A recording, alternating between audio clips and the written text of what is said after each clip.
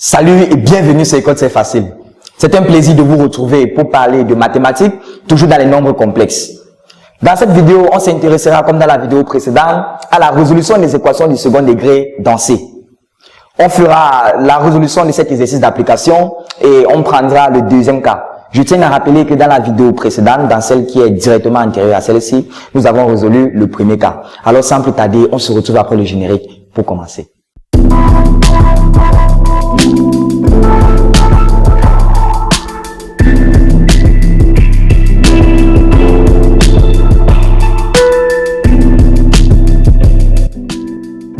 Nous avons donc en petit b, z carré moins 1 plus 3i, z moins 6 plus 9i égale à 0.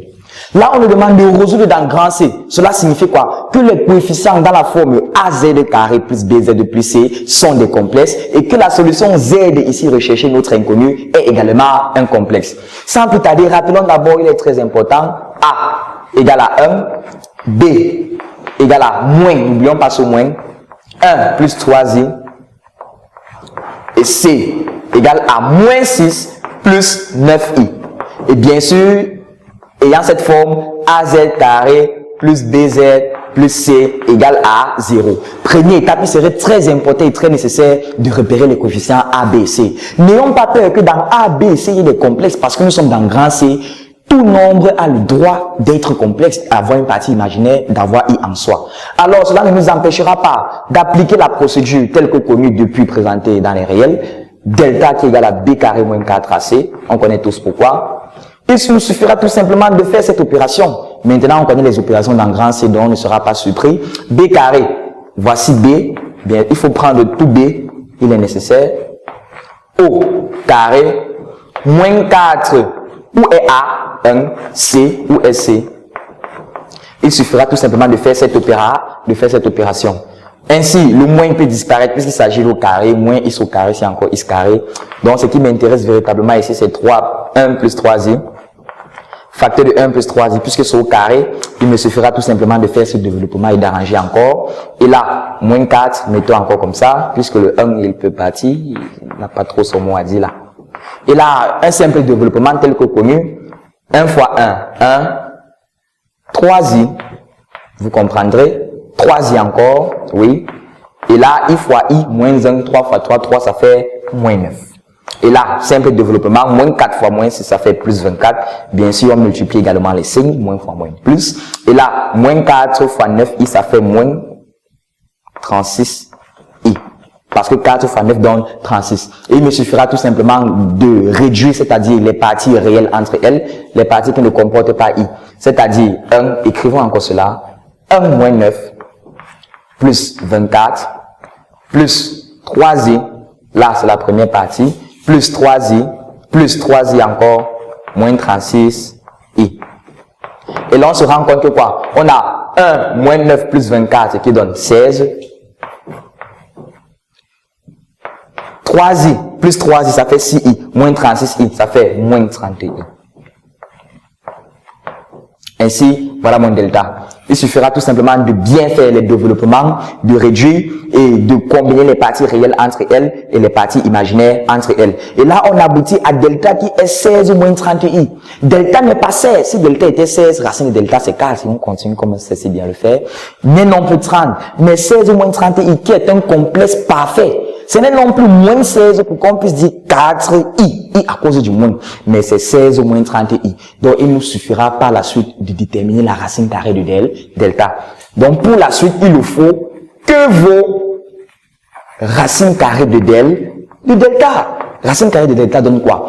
Je suppose donc que racine carrée de delta est gamma. Il me suffira de déterminer gamma qui est racine carrée de delta. Bien sûr, je pose gamma sur la forme x plus i. Y, pour déterminer la racine carrée d'un complexe, voici mon complexe dont je vais déterminer la racine carrée. Pour déterminer la racine carrée d'un complexe, il me suffit, rappelez-vous, de déterminer tout simple, de résoudre ce système, c'est-à-dire x carré moins y carré qui donne la partie réelle de mon complexe qui est z qui est 16, autant pour moi, je m'excuse. On a également x carré plus y carré qui donne le module de ce complexe, c'est-à-dire par définition le module qui est 16 carré plus moins 30 qui est la partie imaginaire qui est moins 30 au carré. Et on a également 2xy qui donne la partie imaginaire qui est moins 30. Maintenant, à partir de là, il suffira tout simplement pour nous de résoudre ce système-là. Je rappelle x carré moins y carré égale à 16. X carré plus y carré qui est le module de ce complexe. Et après bon calcul, vous trouverez avec vos calculatrices 34 et 2xy qui égale à moins 30. Bien sûr, on pourra prendre pour trouver très facilement les valeurs de x et y, les deux premières équations. Je rappelle qu'on veut déterminer racine carrée de delta qui n'est pas évident, qui n'est pas si évident que ça. X carré moins y carré, x et y sont mes inconnus pour l'heure, égale à 16. Et x carré plus y carré, je prends d'abord les deux premières équations, sans négliger la dernière, on verra son intervention, qui donne 34. Et à partir de là, je fais une somme, j'ai 2x carré, les y partent, ça fait 16 plus 34 qui me donne 50. Et je trouve x carré égale à 25, soit x égale à moins 5 ou x égale à 5. Bien sûr, j'ai les deux valeurs de x possibles. Maintenant, pour y, je fais plutôt ceci moins ceci pour déterminer y, ça va de soi. Ça ne sera pas un problème. J'ai 2y carré égale. Je fais 34 moins 16, 34 moins 16 qui me donne tout simplement 18. Et là, je me rends compte que j'ai y carré égale à 9. De même, y me donne moins 3 ou y me donne 3. À partir de là, j'ai deux valeurs de x possibles, moins 5 et 5. Deux valeurs de y possibles, moins 3 et 3. Il ne me suffira pas de prendre n'importe quelle valeur, n'importe comment. Là, dans l'intervention de la dernière équation, j'ai 2xy qui me donne moins 30.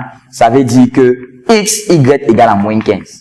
X fois y est négatif, ça veut dire que entre x et y, un doit être positif, un doit être négatif. Donc ça veut dire que si je prends x égale à moins 5, j'ai le devoir de prendre x égale à 3. Si je prends x égale à 5, j'ai le devoir de prendre y égale à moins 3. Ainsi, on trouve gamma, on prend une seule combinaison, parce que quelle que soit la combinaison qu'on va prendre, on va trouver la solution finale identique. Je prends x égale à 5, je préfère, et y égale à moins 3. Donc, voici la racine carrée de delta. Donc, pour delta égale à 16 moins 30 i, je ne pouvais pas connaître comme ça, mais grâce à ma procédure de détermination de la racine carrée d'un complexe que je connais et que j'ai maîtrisé, on aboutit à gamma égale à 5 moins 3i. Ainsi, je peux appliquer directement ma formule Z1 qui est moins b.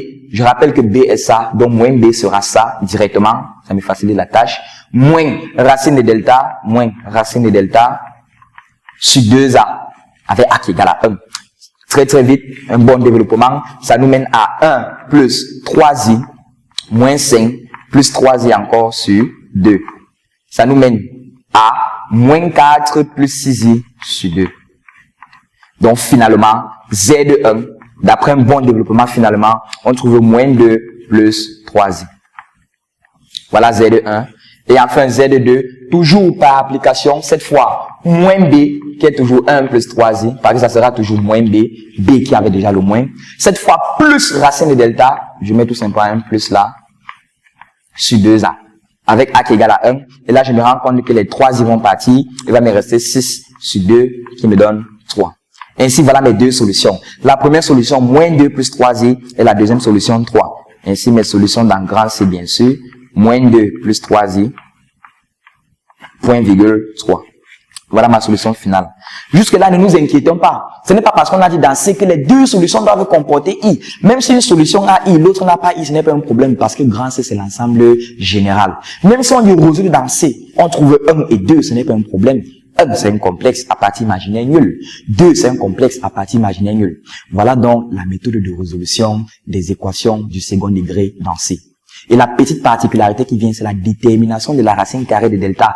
Lorsque delta donne un complexe total, il faudra encore aller au brouillon, déterminer la racine carrée de delta pour venir finir notre procédure et finalement trouver les solutions qu'on pourra placer dans l'ordre qu'on veut. Parce qu'avec les complexes, on ne peut pas dire quel est plus petit, quel est plus grand. Voilà ce qu'il en est pour cet exemple où déjà les i figuraient à partir des coefficients, contrairement au premier cas où on ne voit pas encore la présence de i, où on a même l'impression que i n'apparaîtra pas, c'est dans le développement que i fait son apparition. Mais là, à partir de là, on a déjà affaire à i, qu'on peut dire, ne soyons pas frustrés lors de la manipulation de i, parce que lorsqu'on est dans grand C, tous les nombres doivent de manière générale comporter i. C'était tout pour cette vidéo, pour cet exercice. Certainement, on se retrouvera dans la vidéo prochaine pour la résolution de ce dernier cas que notre exercice d'application nous propose. Bien sûr, si vous avez aimé la vidéo, n'oubliez pas de faire ce que vous avez l'habitude de faire, c'est-à-dire liker, partager, commenter, recommander. Si vous souhaitez intégrer notre groupe de mathématiques, si vous n'y êtes pas encore, vous pouvez laisser votre numéro et on vous ajoutera, ou directement aller dans la description de la vidéo et trouver le lien d'intégration pour une intégration directe. Bien sûr, n'oubliez pas d'actionner la cloche de notification, très importante, pour être averti à la sortie de nouvelles vidéos. Soyez scotchés, soyez attentifs à la sortie de la prochaine vidéo et on fera ce cas qui est d'autant plus pertinent. À très bientôt pour une nouvelle vidéo. À très bientôt pour parler des complexes. Dylan Galin.